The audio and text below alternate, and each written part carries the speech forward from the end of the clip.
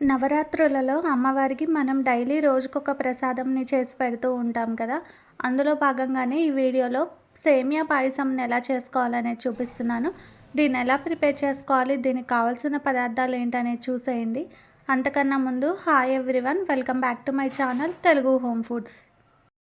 ఈ పాయసంని ప్రిపేర్ చేసుకోవడం కోసం ఫస్ట్ ఒక గిన్నెని తీసుకొని అందులోకి ఒక గ్లాస్ వరకు సగ్గుబియ్యంని వేసుకోవాలి. ఇప్పుడు ఇందులోకి వాటర్ని వేసి నీట్గా వాష్ చేసుకున్న తర్వాత ఈ సగ్గుబియ్యం మునిగే వరకు వాటర్ని వేసుకొని దీన్ని ఒక 20 to 30 మినిట్స్ వరకు నాననివ్వాలి. ఈ పాయసం కోసం నేను ఇక్కడ సగ్గుబియ్యంని అలానే సేమియాని యూజ్ చేస్తున్నానండి. నచ్చిన వాళ్ళు అచ్చం సగ్గుబియ్యంతో చేసుకోవచ్చు, లేదు అనుకుంటే సేమియాతో చేసుకున్నా కూడా టేస్ట్ బాగుంటుంది. ఇప్పుడు స్టవ్ మీద ప్యాన్ పెట్టి అందులోకి ఒక 2 to 3 టేబుల్ స్పూన్స్ వరకు నెయ్యిని వేసుకున్న తర్వాత ఇందులోకి జీడిపప్పుని వేసి వేయించుకోవాలి.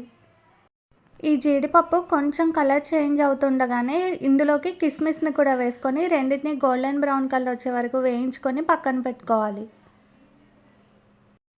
ఈ పాయసం కోసం నేను ఒక గ్లాసు సగ్గుబియ్యంకి ఒక గ్లాసు సేమియాని తీసుకుంటున్నానండి. అలానే 1 లీటర్ వరకు చిక్కటి పాలను కూడా యూజ్ చేస్తున్నాను. మనం ఇవి వేయించుకునేటప్పుడు ఇంకొక స్టవ్ మీద పాలను పెట్టి వాటిని కూడా వేడి చేసుకోవాలి. ఇప్పుడు ఇదే నేతిలోకి సేమియాని కూడా వేసుకొని దీన్ని కూడా గోల్డెన్ బ్రౌన్ కలర్ వచ్చే వరకు ఫ్రై చేసుకోవాలి. మనకి సేమియా అనేది త్వరగా మాడిపోతుంది కాబట్టి నిదానంగా దీన్ని గోల్డెన్ బ్రౌన్ కలర్ వచ్చే వరకు వేయించుకొని ఇప్పుడు ఇలా వేయించుకున్న సేమియాలోకి మనం నానబెట్టి పెట్టుకున్న సగ్గుబియ్యంని కూడా వేసుకోవాలి. మనం సగ్గుబియ్యంని నానబెట్టుకునేటప్పుడే నీట్గా వాష్ చేసుకొని పెట్టుకోవాలండి. తర్వాత ఈ సగ్గుబియ్యంని వాటర్తో సహా ఆ సేమియాలోకి వేసేసుకోవాలి. ఇప్పుడు ఇదంతా ఒకసారి బాగా మిక్స్ చేసుకున్న తర్వాత ఇందులోకి మనం కాగబెట్టుకున్న పాలని యాడ్ చేసుకోవాలి. అచ్చం పాలతో చేసుకోవాలి అనుకున్న వాళ్ళు డైరెక్ట్గా పాలను వేసి కూడా సేమియాని సగ్గుబియ్యంని ఉడికించుకోవచ్చు, లేదు అనుకుంటే ఒక సగం పాలకి ఒక 1/2 లీటర్ వాటర్ని వేసుకుంటే సరిపోతుంది. ఇప్పుడు ఇలా చిక్కటి పాలను వేసుకున్న తర్వాత మొత్తాన్ని కలుపుకొని మనకి సగ్గుబియ్యం అనేది ట్రాన్స్పరెంట్గా అయ్యి సేమియా కూడా బాగా ఉడికే వరకు ఉడికించుకోవాలి. ఇది ఇలా ఒకసారి బాగా మిక్స్ చేసుకున్న తర్వాత ఇందులోకి పంచదారని వేసుకోవాలి. ఇక్కడ నేను ఒక 1.5 కప్పు వరకు పంచదారని యూజ్ చేస్తున్నాను. తీపిని ఎక్కువ ఇష్టపడే వాళ్ళైతే ఒక 2 కప్స్ పంచదారని వేసుకుంటే సరిపోతుంది. ఇప్పుడు ఇదంతా ఒకసారి బాగా మిక్స్ చేసుకొని మూతను పెట్టేసి మనకి ఇదంతా బాగా బాయిల్ అయ్యే వరకు ఉడికించుకోవాలి.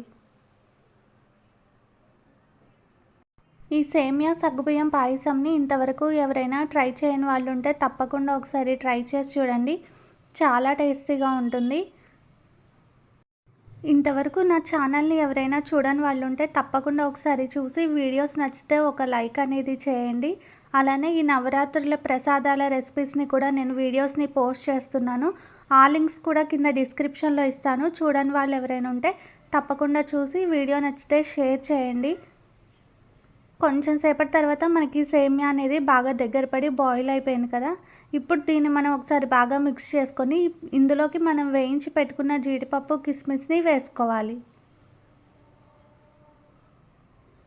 ఇలా ఈ జీడిపప్పు డ్రై ఫ్రూట్స్ మొత్తం వేసుకున్న తర్వాత ఒక 2 యాలకులను కూడా దంచి వేసుకొని మొత్తాన్ని కలుపుకొని లాస్ట్లో ఇది కొంచెం గట్టి పడుతుంది అనుకున్న స్టేజ్లో ఇంకొన్ని పాలను యాడ్ చేసుకొని మొత్తాన్ని కలుపుకొని బౌల్లోకి తీసుకొని దేవుడికి నైవేద్యంగా పెట్టుకుంటే ఎంతో టేస్టీగా ఉండే సేమియా సగ్గుబియ్యం పాయసం అనేది రెడీ అయిపోతుంది.